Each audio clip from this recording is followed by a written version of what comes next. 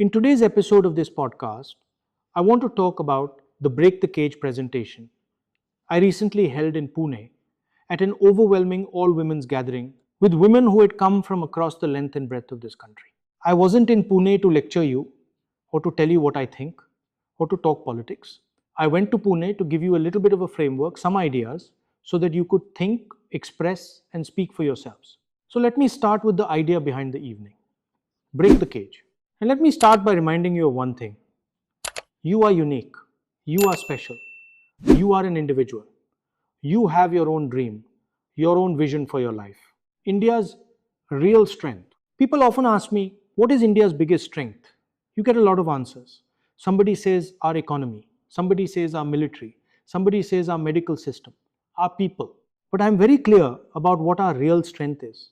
Our real asset, it is 70 crore unique journeys, 70 crore unique imaginations, 70 crore unique dreams being lived every single day by the women of this country. Somebody might push back. There are also 70 crore men. Why do you say women matter more? My answer is simple. Women are, by nature, more sensitive, more gentle, more compassionate, and more forward-looking than men. That is why I believe, fundamentally, that the women of India, young and old, are this country's greatest asset. The three boxes. Now here is the problem, a very big problem. Whenever I speak to a man about women, I notice women get put into three boxes. You are seen as a daughter, or a wife, or a mother. There is nothing wrong with being a daughter, a wife, or a mother. Nothing at all. But that cannot be your only identity. We have women who are brilliant professionals, sportswomen, scholars, doing extraordinary and completely different things, and still the only identity men hand them is one of these three. Notice something about all three of those boxes. Every single one of them defines a woman only through her relationship to a man. There is a line from the Manusmriti that says it plainly. In childhood, a woman belongs to her father. In youth, to her husband. When her husband dies, to her sons. A woman must never be independent. Those words are a shame. They should never have been spoken. You do not belong to anyone but yourself. You have a relationship with your father, your brother, your husband, your son, but you do not belong to them. You belong to yourself. How control works. We came up with a word for what is really happening to women in this country. Control. There are three ways that control operates. The first is violence. Before a girl is even born, this country loses roughly 4.5 lakh girls a year to female feticide. That is the first violence. Then comes harassment. Roughly 80% of women report being harassed at some point on the street, on a bus, in a restaurant, at school, in college. Physical violence touches close to 29-30% of women beaten, threatened, assaulted at home and on the road. And the number that should stop all of us cold. 6 out of every 100 women in India report having been raped.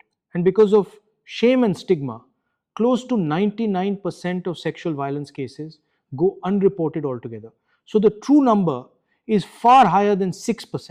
This violence doesn't stop at the body, it closes doors. Roughly half of women say they have given up education or work because of safety concerns. And it costs money too. The average Indian woman spends an extra 17,500 a year just on safe commute. More than you'd think. The second is disrespect. Only 8% of women in this country independently own property. 84% need someone's permission before they're allowed to take up work. And salaried women earn roughly 25% less than men doing the same job. Speak up publicly, take a stand on a social issue, and watch what happens. The trolling a woman faces is nothing like what a man faces. Nobody argues with her ideas. They just go after her character. And that alone is enough to silence most women into staying quiet. The third is time. Time itself is weaponized against women. The average young woman, 15 to 29, does about 5.5 hours of housework a day.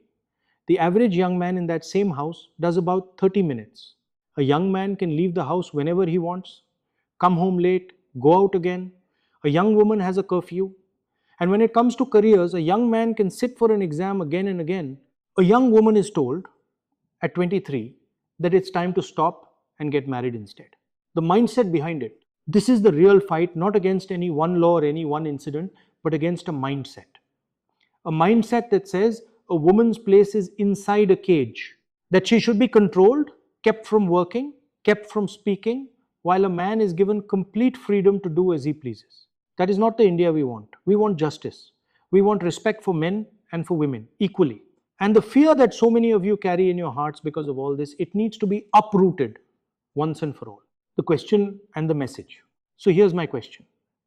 At the Jantar Mantar protests, boys used foul language and so did girls.